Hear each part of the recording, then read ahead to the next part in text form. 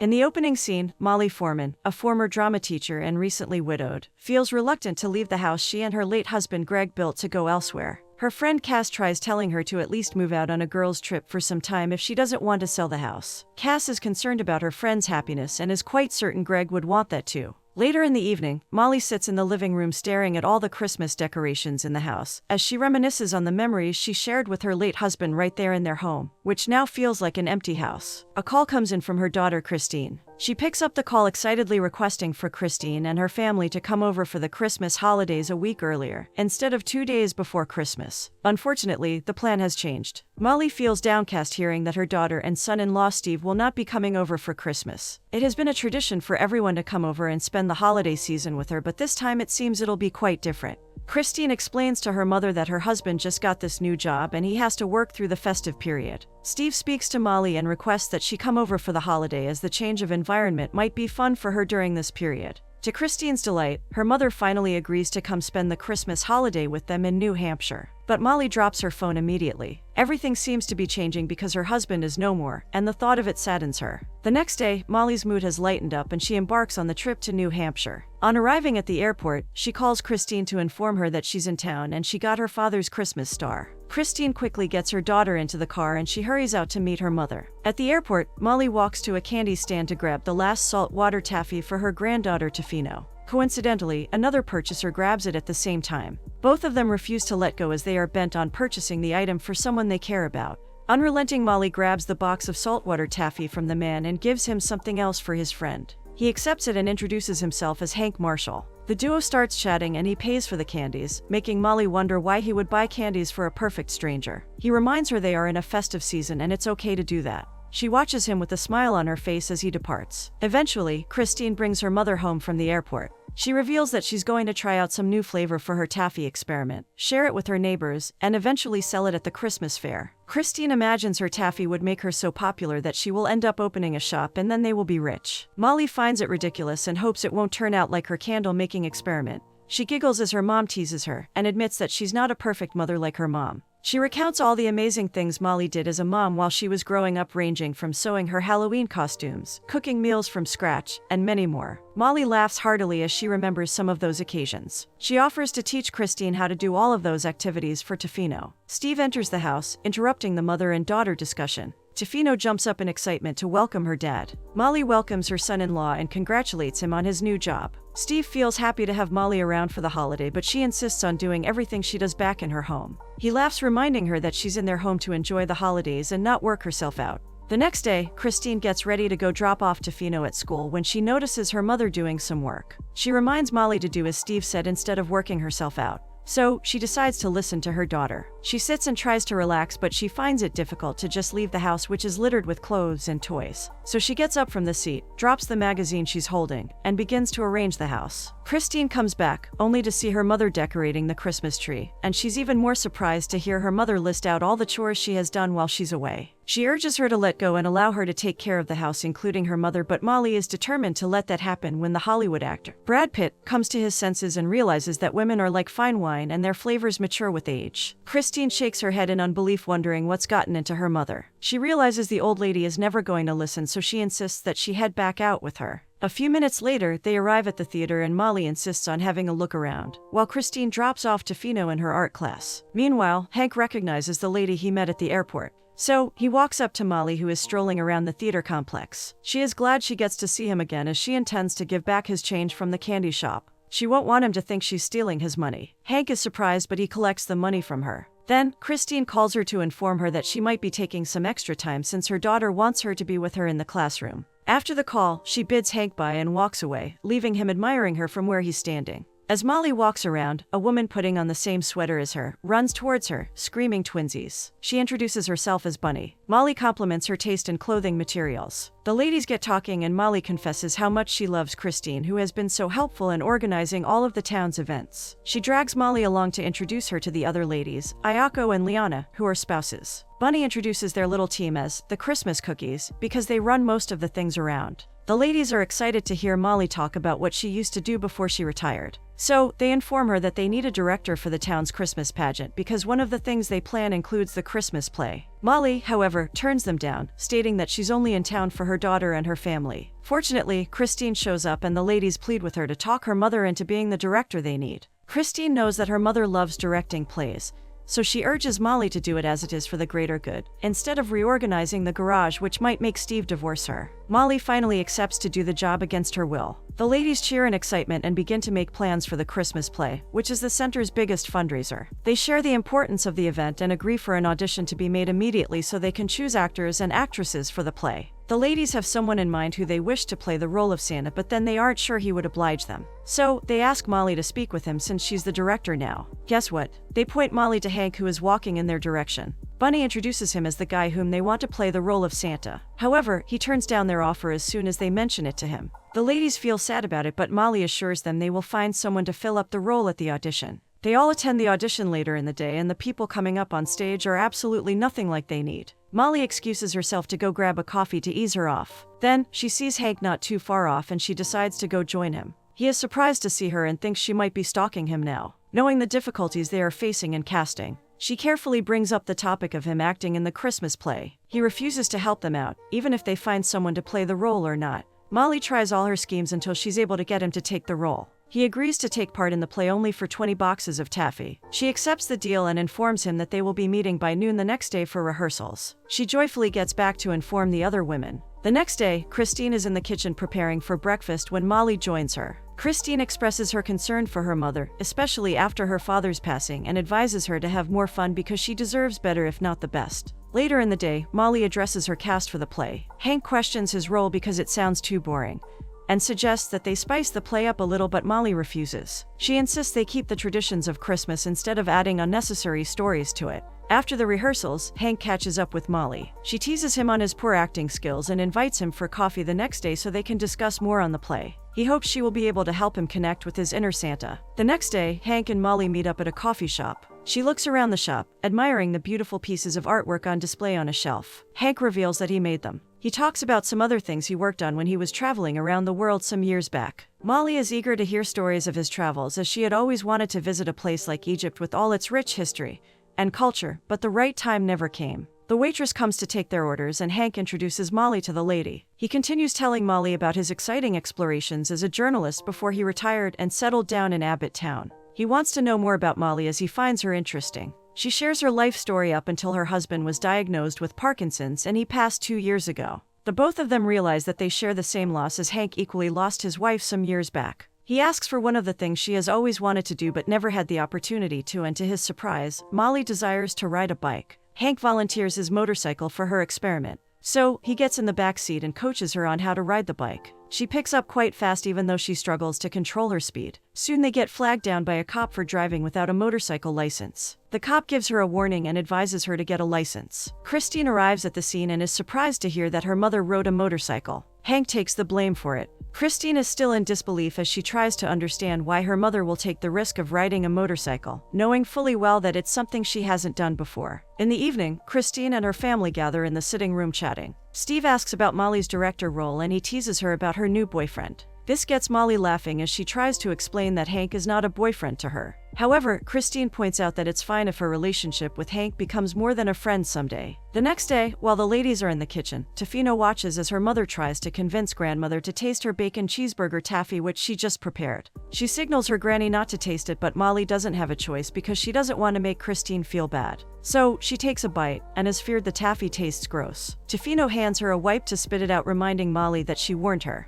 Molly commends her daughter's creative idea but encourages her to keep trying till she gets it right. Tofino invites her granny to her swimming classes later in the day and she promises to attend it after she's done with her rehearsals. Before she leaves, Christine reminds her mother not to get involved with Hank's motorcycle again when she gets to the theater for their rehearsal. Molly meets up with her crew member and they all laugh about her incident with the cop while they walk into the main theater. On getting in, they find out that there's a leakage, and all their props, sets, and costumes are drenched in the water. Bunny cries out in sadness because they can't even afford to get new ones to replace the items. Hanks urges them not to think too much about the situation as it might be their chance to change the plot. They've been acting the same script for years and he didn't like the idea of repeating it this time around. He thinks it's an opportunity to spice things up and change the tradition if they are willing to take the risk. Molly disagrees with him at first, but she later agrees. She suggests they have a bake sale to raise money for the change in plans. However, Bunny reminds her that the show is in 2 weeks, so there's barely enough time for them to change things. The ladies look around to see what they can salvage, while Hank gives Molly a high five for deciding to take a shot at a new opportunity. Later, Hank and Molly crack their heads trying to come up with a suitable story for the Christmas party. He confesses how boring Christmas celebrations have been for him ever since his wife passed, especially since they have no kids, but things suddenly became interesting when she came along. He wonders what she loves about the festive season as she rolls out everything to him. The closeness between the duo increases and later almost results in a kiss, which gets interrupted by Bunny. She reminds them that the event is fast approaching and they need to get working. She suggests they pause whatever is going on between them so they can deliver a new script the next day. As soon as she walks away, they laugh about getting busted. By evening, they succeed in working something out for the script. Molly commends their effort as she lies on the couch exhausted. She grabs her coat and prepares to head home when Hank offers to walk her out. He appreciates her for coming into his life as she's the best gift he has had in a long time. Molly arrives at the house quite late, only to be told that she missed Tofino's swimming practice. She feels bad because she has never forgotten something that important before, and she heads straight to Tofino's room. On seeing her granny, Tofino jumps in excitement to share that she won the race, but she's sad she couldn't make it. Molly apologizes to her granddaughter, whose Christmas wish is for Molly to stay with them forever. The next day, Molly and Hank share the new script they worked on with other members of the play. She briefs them about the story, which they already think will be fantastic, if only they have the appropriate costumes. Later, Christine supplies them with some costumes she got from a donation made by the townspeople. Later, Hank invites Molly to dinner so he can cook for her. Christine and the other ladies think they look adorable, seeing how they are talking in low tones so they won't be heard. Molly accepts his invitation and smiles as he describes himself as a modern man who does house chores. She turns around as he walks away, only for her to meet the questioning eyes of her newfound friends. They request she spill why she's blushing during her conversation with Hank, but she claims there's absolutely nothing going on between them because she's yet to date anyone ever since her husband's passing, which she hasn't gotten over yet. Liana, Bunny, and Ayako advise her to go for what she wants. They share their individual stories and how they thought they wouldn't be able to move on with their lives, but now they are at a stage they never thought they would be. The following day, Molly attends the dinner at Hank's. He drops the cooking spoon and offers to teach her how to tango. He plays a tune from his phone and takes her hand for a dance, while she giggles happily. They get up close and they can both sense the waves of emotions between them as he stares deeply into her face. After the dinner, Molly brings out the box of taffy she brought for desserts. They take a few bites before taking their wine glass with them to the living room. She suggests he shares his Christmas memory as a child, and as he tells her his story emotionally, he confesses that whenever he looks at her, he reminisces on when he was 5 years old, waking up on Christmas morning to find everything he wanted right under the Christmas tree. As he stares into her face, he places a kiss on her lips. Molly arrives at the house very late. Seeing that the lights are off, she gently sneaks in, trying not to make a sound. Unfortunately, Christine turns on the light like a mother who just caught her teenager sneaking back home. Molly confesses where she has been and Christine asks if she had fun. She feels embarrassed and her daughter advises her not to, because she's a beautiful woman, and she's sure her dad would want her to have fun and find happiness again. Molly gets emotional hearing her daughter's encouraging words. At the rehearsals the next day, Molly tries to figure out what could be missing in their acting. Bunny comes to meet her, wondering if something is going on between her and Hank, but Molly insists it's nothing serious. Shockingly, Bunny advises her to keep it that way because Hank is never going to settle down since he never takes anything seriously. Although this is not what she wants to hear, Molly simply shrugs and assures her that everything is under control. Later, Hank waits for Molly outside her house for them to go on a ride. As soon as she steps out, he finds it difficult to take his eyes off her as he gushes over how hot and sexy she looks in her leather pants and jacket. She hops on the bike and he sits behind her, placing his arms around her waist as she starts the motorcycle. Molly finally understands how to ride perfectly as she rides them down to a natural scenery some miles away from her home. They walk around as she figures out what might be the problem with the last scene he was rehearsing with Bunny. They spend the rest of the day having fun until it's almost dark. When he drops her off at home, Christine beckons Molly to come join them in putting on the final decorations on the Christmas tree. She invites Hank to join them as well. Steve serves everyone some hot chocolates while Tofino gives Hank a Christmas sock she made. As they all pick up a cup of the drink, Hank requests to say a word. He thanks Molly for coming into his life and making him remember what the love and joy of Christmas feels like, right in front of her daughter, granddaughter, and son-in-law. Molly kisses Hank's lips in appreciation. At last, Christine feels happy that her mother is beginning to warm up to someone new. Later on, the mother and daughter talk about Hank in the kitchen while the men are getting to know each other in the living room. Christine informs them that it is time to hang the star her dad made for her on her first Christmas, and Molly calls on Hank to grab the star. Hank admires the star as he wonders how they've succeeded in keeping the tradition of putting it on the tree 3 days before Christmas. Unfortunately, he misses a step and comes crashing to the floor, while the star breaks into pieces as soon as it touches the floor's hard surface. Everywhere becomes silent immediately as Christine and her mother's faces go blank. Christine walks over to the shattered pieces to pack them up while Hank apologizes for making such a mistake. Later on, Molly sees Hank out toward the door where they talk about Hank, who is referred to as a playboy by the townspeople. Just then, Cass's call comes in, so she bids Hank goodnight. Her friend asks about Hank. She sees that her friend is glowing, and so she believes there's more for her to confess. Molly makes a joke about selling her house and marrying Hank. Christine overhears her and shouts in shock. Molly quickly ends the call and explains that she doesn't mean what she just said. However, Christine advises her mother to let go and do as she pleases if it makes her happy. She understands that she finds it difficult to let go of things she has learned to hold on to. The next day, work progresses at the theater in anticipation of the show happening the next day. Hank comes in, apologizing for coming late. After everything, Molly commends everyone for their work as well as thanking them for giving her an amazing play to direct. As everyone departs, Hank takes his leave without coming to talk to her, which is very unusual of him. She continues to do her work when Bunny comes lamenting about the lack of funds for the roof repairs. Molly assures her not to worry about it, promising to work something out. She walks up to where Hank is standing trying out some costumes. Immediately, he sees her. He begins to apologize all over again for the ornament he broke because he knows it's one thing from her late husband that she will want to hold on to for a long time.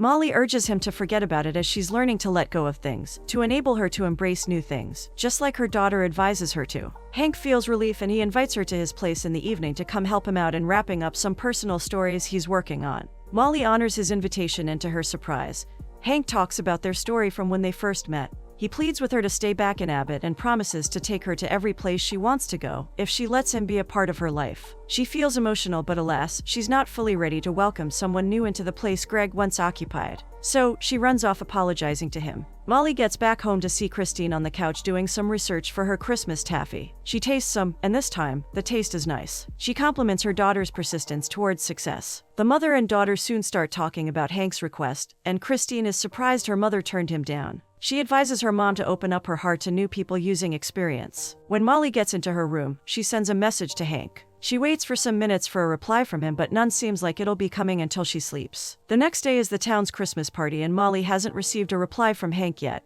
She prepares to go out, and Christine meets her in the living room. She complains about some things not working out as expected. Christine gets an idea and urges her mother to attend her play while she works something out. When Molly enters the costume room, she meets Hank there and apologizes for the previous night. She appreciates him for making her future look full of possibilities and shares that she recently learned from Christine that she doesn't have to stop loving Greg to love him. Hank cuts in hearing her last statement. He confesses love for her as well and moves close to kiss her lips. Christine runs in on them. She apologizes before informing her mother that she found a way to help them pay for the roof repairs, which is live streaming. This will enable them to fix the issue of inadequate sales. Molly screams in excitement hearing that they've already made a sale of $2,000 tickets. Suddenly, Bunny and the two other ladies run in declaring there is an emergency. Bunny has lost her voice and can no longer take part in the show. Hank then suggests that Molly take on Bunny's role as the Christmas star. This comes as a shock to her, so she refuses because she feels she's better behind the scenes than being a part of the play. However, everyone joins in to convince her to take the role as they don't have much time left before the show finally starts. In the course of the play, the audience goes silent as the emotions from the play get intense. They all pay rapt attention as Molly perfectly acts her role as the Christmas star Hank has been searching for to revive his Christmas spirit.